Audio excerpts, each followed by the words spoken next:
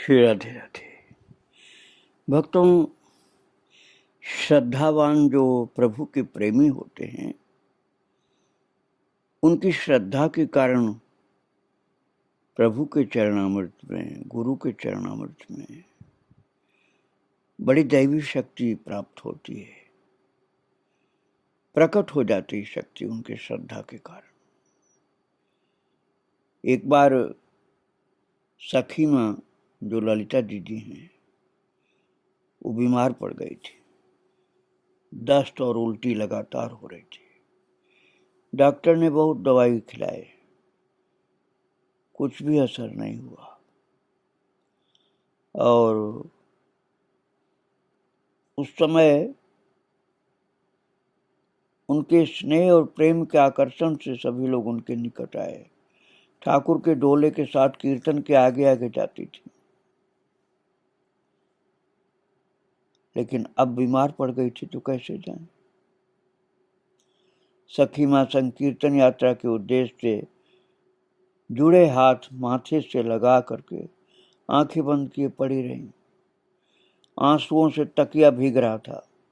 बीच बीच में विकट कंपन होता। सेवक औषधि खिलाने लगे तो झुंझला कर बोली, तुम लोग क्या मुझे सेवा सुख से वंचित करना चाहते हो? ये सब राख भस्म क्यों खिला रहे हो?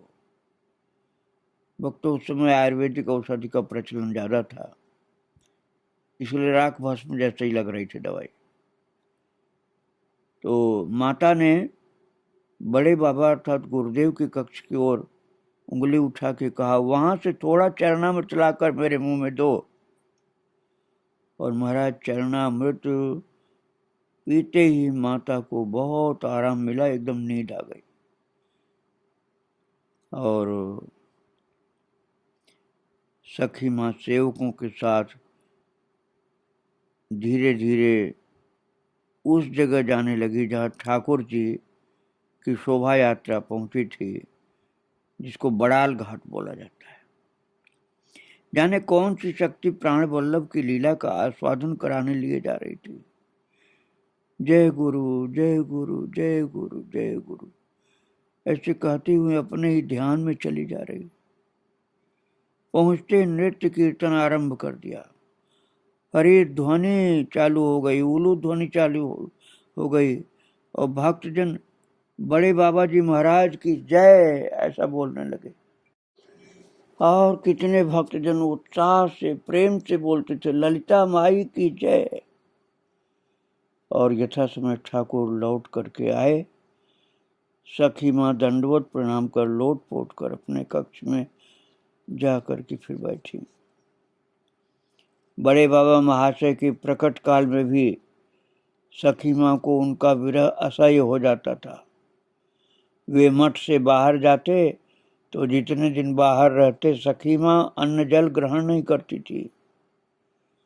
वे लौटते सब सुनते तो उन्हें तरह तरह से समझाते, सांत्वना देते, प्रसाद पाने का आदेश देते, तब खाती पीती।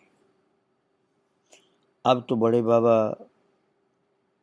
सदा सदा के लिए प्राकृत चक्षुओं के अंतराल में जा बैठे थे, अर्थात प्रस्थान हो चुका था उनका। बड़े बाबा के विरह में भक्तजन मृत प्राय हो गए थे। एक दिन श्रीपाद गौर किशोरदास बाबा जी महाराज ने सखी माँ को पास बिठा करके कहा, तुम लोग कभी मत सोचना कि वो छोड़कर चला गया। वो यहीं रहता और रहेगा। उसे देखने की इच्छा प्रबल होते ही देख पाओगे। हाँ, देख पाओगे। व्यर्थ ही दुखी होने से क्या लाभ। हम लोग तो उसे अब भी देखते हैं, कितनी ही बातें करते हैं। ज्यादा प्रेम के कारण इस प्रकार से बोल रहे थे। भक्तों, बड़े बाबा का स्थान नवद्वीप धाम में समाजवाड़ी नाम से है। पहले जब खरीदी थी वो जगह तो वहाँ बाग बगीचे बहुत ज़्यादा थे, तो उसका नाम रखा गया था बागान बाड़ी। तब वहाँ एक स्थान पर बहुत बड़ा पक्का तुलसी मंच था।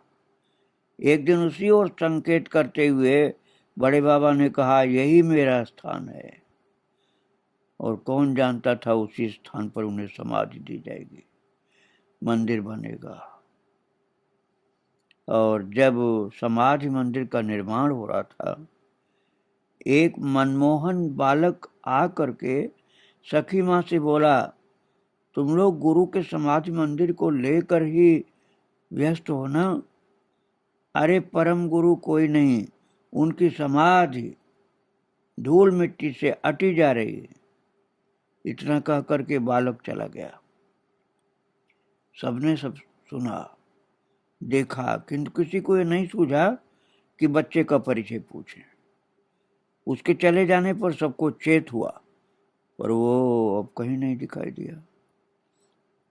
भक्तों, बड़े बाबा के अप्रकट होने के तीसरे ही दिन उनके गुरुदेव महंत श्रीपाद गौर हरिदास जी, जिनको बूढ़े बाबा भी कहा जाता था, उन्होंने नित्य लीला में प्रवेश किया था। भक्तों, सखी माँ ने उस बालक की बात को प्रभु का आदेश मान पहले बूढ़े बाबा का समाधि मंदिर निर्माण कराया, फिर बड़े बाबा का। एक दिन जब सखी माँ राजमिस्त्री से बात कर रही थी, प्रभुपाद प्राण गोपाल गोस्वामी आए। बोले, ललिता, आज से 12 वर्ष बाद 2 ब्राह्मण संतान यहाँ अप्रत्याशित रूप से आएंगे। यत्न पूर्वक रखना, कल्याण होगा। ठीक 12 वर्ष पश्चात वे आई, श्री निताई गौर विग्रहों के रूप में। और सखी माँ ने विधिवत अभिषेक आदि करा करके उन्हें मंदिर में प्रतिष्ठित किया, सेवा की व्यवस्था की। श्री धामपुरी के सिद्ध महात्मा श्रीमद वासुदेव महाराज एक दिन अपराह्न में समाजवाड़ी नवद्वीप आए। उनकी भाषा बड़ी विचित्र थी। बोले, 3 रोज अन्न प्रसाद मिला ने, आज संकल्प किया अन्न प्रसाद पाएंगे। सुनकर सखी माँ बड़ी चिंतित। सुबह भिक्षा में जो कुछ आया था उसकी रसोई कर भोग लगाया गया था और सभी प्रसाद पा चुके थे। अब भंडार में कुछ भी नहीं था। नंद बाबा ने, जो संत थे वहाँ के, नंद दादा भी कहे जाते थे, तो उन्होंने सखी माँ से कहा, दीदी एक बार भंडार खोलकर तो देखो कुछ है या नहीं। सखी माँ बोली, अरे पगले, सुबह मैंने ही तो सब निकाला है, होता तो बताती नहीं। अच्छा, तुम उनके स्नान आदि की व्यवस्था करो, देखती हूँ क्या किया जा सकता है। पर उनके साथ पुजारी तो है नहीं, पूछना रसोई कौन करेगा।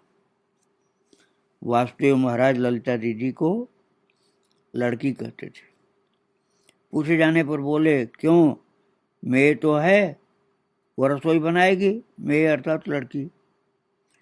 तो नंद दादा लौटे तो देखा सखी माँ भंडार घर खोले किवाड़ पकड़े खड़े खड़े रो रही। वे जैसे ही दीदी कह करके पास आकर खड़े हुए, उनकी दृष्टि भंडार घर के भीतर पड़ी।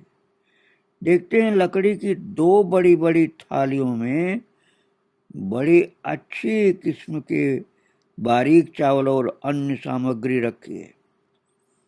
अलग पात्र में गाय का घी और 2 सीधे सजे हुए रखे। देखते नंद बाबा बड़े आवेग भरे स्वर में बोले, कौन दे गया दीदी।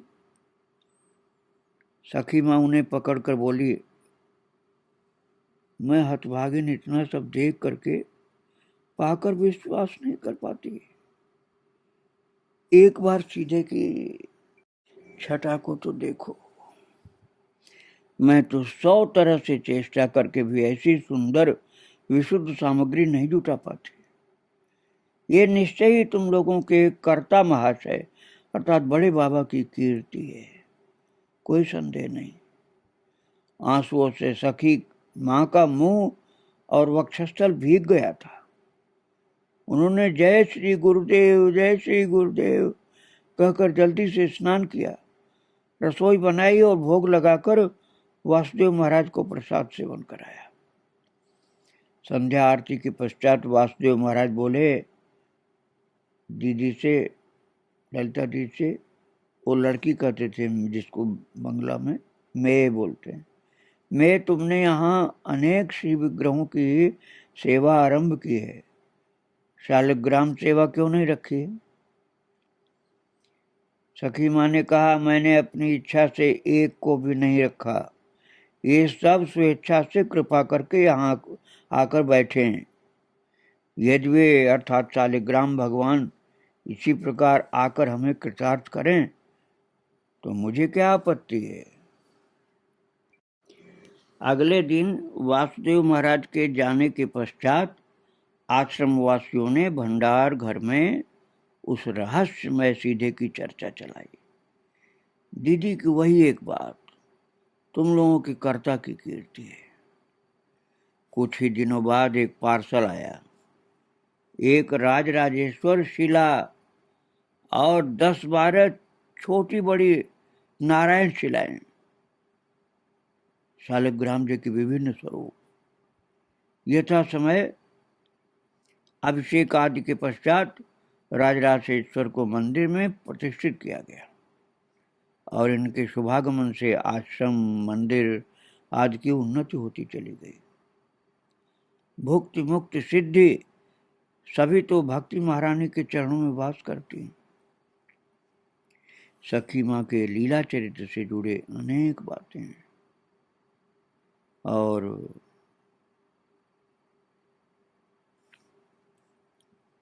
भक्तों, जो श्रद्धावान भक्त हैं वही उनको सही तरह से जान पाते हैं। तो मैं पहले बता ही चुका हूँ आपको कि अब वो सखी माँ बिल्कुल ये भूल चुकी हैं कि वो पुरुष शरीर उनका, वो बिल्कुल अपने को सखी माँ ही मानती और उनके वेश के अनुरूप भाव की पुष्टि हो, इस ओर बड़े बाबा पूरी तरह सतर्क थे। उन्होंने इस कार्य के लिए किशोरी दासी, कुसुम दासी, विनोदिनी, अद्वैत दास, दयाल दास आदि को विशेष रूप से नियुक्त किया था। किशोरी कुसुम दोनों सखी माँ की तरह वेश धारण करके सेवा कार्य में सहायता करती थी। सखी माँ के नवद्वीप आने के पश्चात उनके वेश भाव आदि को लेकर के तरह तरह की चर्चाएं आरंभ हुई। अपने अपने मनोभाव के अनुरूप लोग बातें करते। मंदिरों में, अखाड़ों में, पढ़े लिखों की बैठक में, यहाँ तक कि गंगा तट पर ही जहाँ दो लोग मिलते, सखी माँ की चर्चा आरंभ हो जाती। कोई समझदार उपस्थित होता तो प्रतिकूल टिप्पणी सुनकर प्रतिवाद करता, कोई कोई आकर सखी माँ को बताता। वे विचलित हुए बिना सहज संयत भाव से कहती, नवद्वीप वासियों को चर्चा करने के लिए और कोई विषय नहीं मिलता। अरे इनको कोई विषय दूसरा क्यों नहीं मिलता, मैं ही क्या चर्चा के विषय हूँ। मुझ जैसी नगण्य अदृश्य अस्पृश्य को लेकर इतने व्यस्त क्यों हो रहे हैं ये लोग। मैं आपको बता चुका हूँ, जो गुरुदेव का आश्रम है उसको समाजवाड़ी बोलते हैं नवद्वीप धाम में। तो वहाँ हर तरह के लोगों का आवागमन बना रहता था। बीच बीच में पंडित लोग भी दल बना कर आते और सखी माँ को देख कर चले जाते। धाम में प्रचार हो गया। ललिता सखी नाम का एक पुरुष है, उच्च ब्राह्मण वंश का प्रकांड पंडित, और गुरु के आदेश से सखी वेश रख लिया है। लगता है पंडित वर्ग इस कौतूहल को लेकर के आता कि देखें इतना बड़ा पंडित होकर स्त्री वेश धारण करके किस प्रकार अपनी प्रतिभा को छिपाए हुए घर के कोने में बैठा है।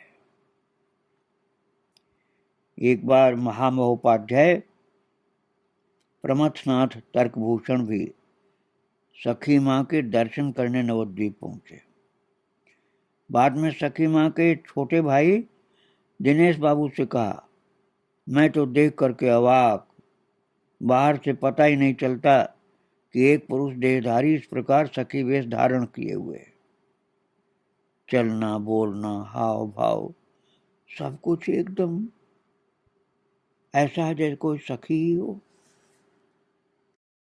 और भक्तों, मैं आपको पहले बता चुका हूँ, बड़े बाबा के एक शिष्य थे श्रीपाद रामदास बाबा जी, जिनकी परंपरा अब चल रही है, अभी चल रही है। बहुत संत हैं उनकी परंपरा में। वो सखी माँ के गुरु भाई थे। तो सखी माँ के गुरु भाई श्रीपाद रामदास बाबा जी महाराज के श्री चरणाश्रित महाराज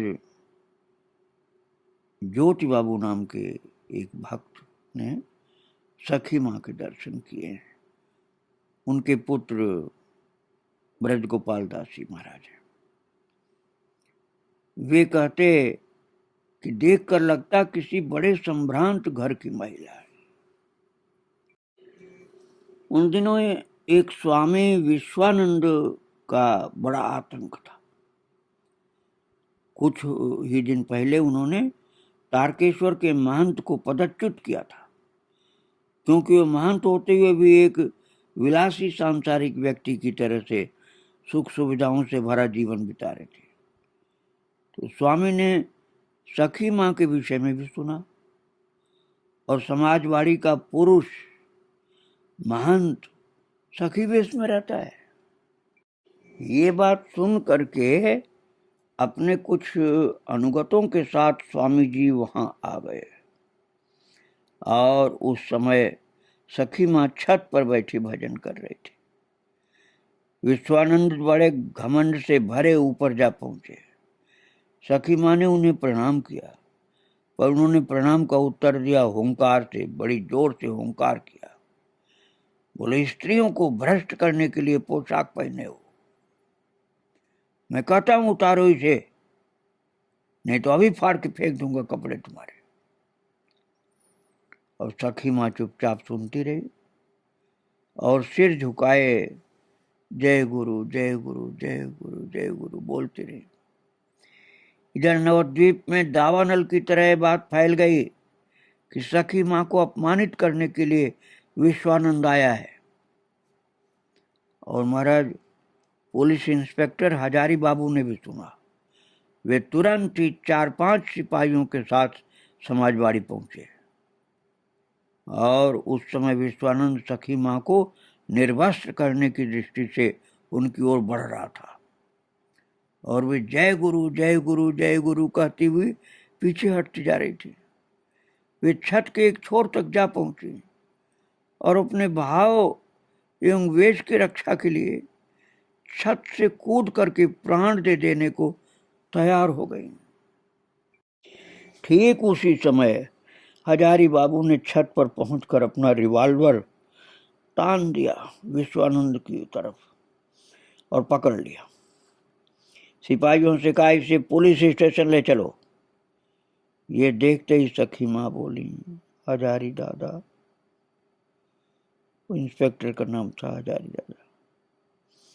सखी माँ हाथ जोड़ के बोली, हजारी दादा, ये आप वास्तव में मेरा सम्मान करते हैं तो कृपा कर इन्हें छोड़ दीजिए, ये हमारे अतिथि हैं। इसके बाद वो विश्वानंद को लेकर के नीचे आई और बड़े सम्मान के साथ बिठा करके प्रसाद खिलाया, और स्वयं पास बैठ करके उन्हें पंखा झलने लगे। इस बीच अनेक नवद्वीपवासी लाठियां ले ले करके विश्वानंद की खबर लेने के लिए समाजवाड़ी आ पहुंचे थे। देखा कि वो तो संदेश रसगुल्ला उड़ा रहा है, अर्थात मिठाइयां खा रहा है, और सखी माँ से सेवा करा रहा है। ये देख करके वे सब कहने लगे, बाहर निकलने दो बेटे को, तब खबर लेंगे। सखी माँ ने उन्हें वो अवसर नहीं दिया। वो इंस्पेक्टर हजारी बाबू से बोली, मुझ पर एक उपकार और कीजिए, अपने सिपाहियों से कहिए इन्हें रेलवे स्टेशन तक ले जा करके गाड़ी में बिठा दें। आप देख रहे हैं नवद्वीप के लोग कितने उग्र और उत्तेजित हो रहे हैं, क्या कर बैठे कुछ ठीक नहीं।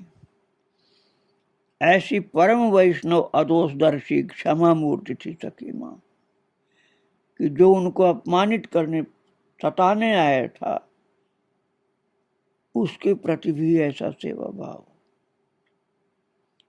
सखी मां लीला के अनुरूप वेश धारण करती और सर्वदा लीला स्मरण में ही डूबी रहती थी। जिस भाव की लीला, उसी भाव और लीला की पुष्टि हेतु वेश धारण होता था उनका। इस प्रकार चलता लीलाओं का रसास्वादन। भक्तों, हास्य रस का प्रसंग चल रहा है। सखी मां करुण रस सूचक शब्द निकालती है और उसी के अनुरूप अंग संचालन करती है। शांत गंभीर परिवेश है, गहन तत्व आलोचना चल रही है। सखी मां चौंक कर हंसते हंसते बोल पड़ती हैं, देखो देखो रंग देखो, ऐसा एक बार नहीं अनेक बार बार बार होता। ये स्थितियां ही स्पष्ट करती कि सखी मां किसी भाव राज्य में खोई हुई है, किसी लीला विशेष का आनंद ले रही। एक बार दिनेश बाबू के पत्र के उत्तर में लिखा था, चिंता करनी है तो श्री राधा रानी के रूप गुण लीला का चिंतन कीजिए। सर्वदा मन से ब्रजवास कर अष्टकालीन सेवा में लगे रहने की चेष्टा कीजिए। सखी मंजरियों की परम प्रेष्ठ बनिए, श्री गुरु रूप सखी की अनुगामिनी बनिए। दिन दिन अप्राकृत आनंद रस सुधा पान करके स्निग्ध परितृप्त हो गए। स्थूल देह भी स्वस्थ होगी। फालतू विषयों की चिंता कर दुर्लभ मनुष्य जीवन की निर्दिष्ट परमायु का काल काटना क्या उचित है। सखी मां प्राय कहती, यथावस्थित देह की ओर ध्यान न दे करके सर्वदा अपनी सिद्ध देह से लीला में रहने की चेष्टा करनी चाहिए। यथासाध्य अष्टकालीन लीला स्मरण विशेष रूप से आवश्यक है। शरीर से न सही, कम से कम वाक्य और मन से अपने भाव में रहने की चेष्टा करना ही प्रधान साधन है। प्राकृत राज्य से अनासक्त रहने की और माया संबंध से दूर रहकर परमार्थ संबंध जगाने की चेष्टा करनी चाहिए। एक बार मुर्शिदाबाद के एक संकटग्रस्त भक्त को लिखा, तुम लोगों की परीक्षा का समय है, थोड़े धैर्य की आवश्यकता है। निश्चित जानना कि इच्छा मय की इच्छा है, आदमी का कोई हाथ नहीं। कर्म फल के अनुसार जीव भोगता है, सही है, किंतु वो भी मंगलमय की मंगल इच्छा पर निर्भर करता है। दुखी होने से कोई लाभ नहीं।